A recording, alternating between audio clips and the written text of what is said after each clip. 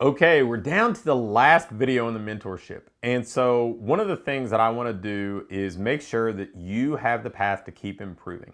That is one of the commonalities that I see amongst the most successful people that I have the good fortune to know. They're lifelong learners. They're continually improving. They're never the people that sit back and feel like they know it all or rest on their laurels.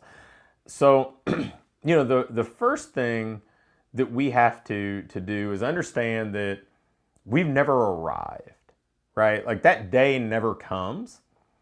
So it's okay. It's something that we truly, like when I say you have to accept it, you have to accept that once you get about 90% of the way to a target, you're going to be setting a new target. And that's fine. That is perfectly fine. I know that for me, when I started my first business, I set some conservative goals that we blew past in the first year. When I started the more recent business, the business that I have now, I set goals where I wanted to be 2 years out, and I had already passed those goals 8 months in. But once I was getting close to that 8-month mark, once about 6 months in, I said, you know what? This is going to go a little bit better or a little bit faster than I thought. So I set the next target. Nothing has to be kind of set in stone. You can always course correct. You can always kind of set a new destination. Don't fret over that, because I see so many people get caught up on arbitrary targets that don't really have any meaning. Like, hey, I've always said I want to do $50,000 in monthly revenue, or I've always said I want to have 250 clients. Why? What is the thing that you actually want? Did you want 50,000 in gross revenue because you assumed that would pay you, $10,000 a month, and now you'd finally have that personal income of 120,000? Well, then just say the goal is 120,000, and then when you're there, it's okay to say the next goal is 150 or 175 or whatever it is. But allow yourself to keep moving, because I think about this and I'm like, okay, what if I would have limited myself to the goals that I set when, I was 30 years old, or when I was 25 years old, or whatever else? None of the things that I have and enjoy now would have been possible, because I didn't have as many experiences then. Hopefully I'm smarter now, right? I've got more under my belt. I've got a stronger network. I've got, a lot of life experiences. I've learned so much. So the more we learn, the more we have kind of, as part of us, the better we can set that next goal, the better equipped we are to do that. So that's the first thing. Allow yourself to keep setting new goals, but not until you've either decided the old goal is not relevant, or until you've made enough headway towards that goal that, I need to move the finish line a little further out.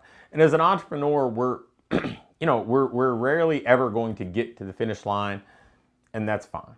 Now, with that being said, speaking from personal experience, one thing that I was bad at for really my first entire career as a baseball coach, and probably my first 5 to 7 years as an entrepreneur, was celebrating the wins along the way. And if you want to stay motivated and avoid burnout and keep moving forward, keep progressing, we have to embrace that, there's nobody waiting on the other side of the door to give us promotion, to name us employee of the month, to give us that special parking spot for the next month, or to celebrate our victories. That's on us. We have to do it. And I can't tell you how many people that I encounter that'll tell me, well, my goal was to have 40 people in my challenge, and I had 42. But you know what? I was frustrated because now I know I could have gotten 50. Well, you know what? If your goal was 40, look up and say, man, I did a good job. And now I've learned enough that the next time I might be able to get 50 or 60. But celebrate the wins. Celebrate your successes. I mean, if I look back at my time as a baseball coach, there are plenty of wonderful takeaways. I have great relationships. I learned so much. But I can remember vividly going and we won the super regional to go to the World Series. And I mean, this was such a pipe dream from the time that I took over that job as a coach, a program that had never had a winning season. And 5 years later, we're going to the World Series. And and I don't think that I celebrated at all, really. Maybe for a couple of minutes. It was almost like a relief, like, okay, it's over. We made it. And then when we got to the World Series, same thing. It was like I never enjoyed the moment. I didn't reflect back over at the end of the year and enjoy it at all. In fact, I felt extra burden and extra pressure after that. I remember flying home thinking, man, we just lost this player and this player and this player. What are we going to do now? I've set this standard. I got to meet this standard. And I didn't enjoy that experience at all. And that was like the pinnacle, right? I mean, it was the best finish any team in our entire conference had ever had in the World Series. Not just, our school, but it was a benchmark for all the teams that we regularly played. And I didn't spend 5 minutes celebrating this. And I look back and I'm like, man, I mean, why pour the better part of a decade of your life into something unless you can smile about it and have some joy about it? So I'm not saying you have to dwell on the wins, but understand that as a small business owner, when you have some success, you're in the minority. I mean, most small businesses fail. You're doing something great. You're making a difference. You're impacting people's lives. You're leaving a legacy. And you're doing something that a lot of people can't do, and that's run a successful, healthy, sustainable small business. So it's okay to take a long weekend and enjoy the fruits of your labor. It's okay to look in the mirror and say, you know what, I did a good job, and now I know I'm capable of doing even more.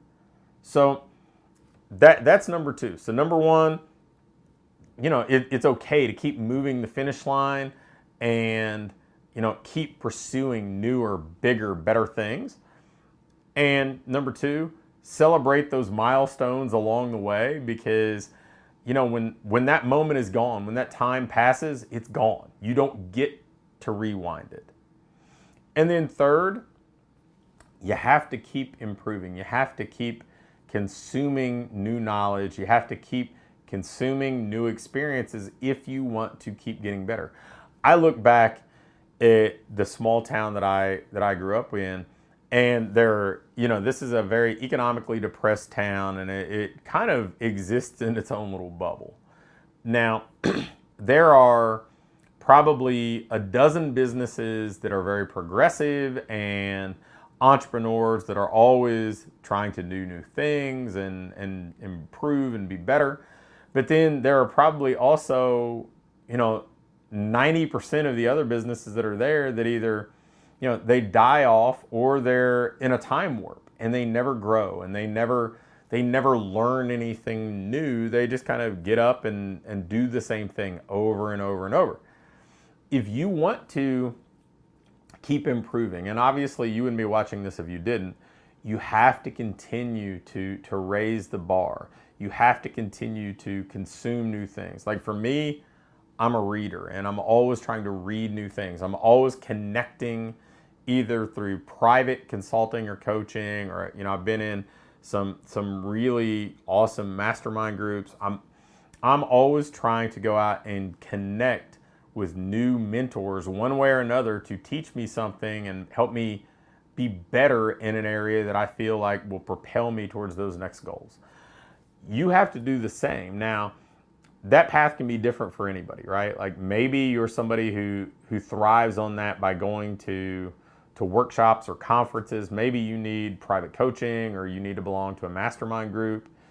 Maybe you're somebody who consumes video or courses or books. For me, there's kind of a blend. There are certain things like I don't tend to get a lot from those big conferences where everybody has an hour. I want more depth than width. So when I read a book, I'm trying to get depth on that subject. When I go through a course or I try to find a mentor. I'm getting depth on that subject. But everybody's a different learner. But the key is you have to continue to learn. Like nobody wins by staying the same. So as we move forward, now obviously through what I have to offer in Virtual Fitness Mastermind, there is probably more in there than most anybody would ever choose to consume. And then we've got plenty of stuff in Ideal Business Academy, in the online and offline mastermind programs. There are plenty of ways to keep evolving within kind of our network. And then there are plenty of other things that are available to people both inside and outside of our profession that can help you move forward. But that's the key. You have to accept that, you know what, we're always getting better. And that's one of our big competitive advantages over everybody else in our market. They're just staying the same. They're complacent. They're kind of just doing what they've always done. We're going to win by always improving, always evolving, always accepting that we're the leader and everybody else is playing catch up. So, that's my take on how you continue to make progress. Hopefully this mentorship was great for you. I know I've enjoyed it. And hopefully I'll see you in the VFM forum so we can connect and help you take that next step.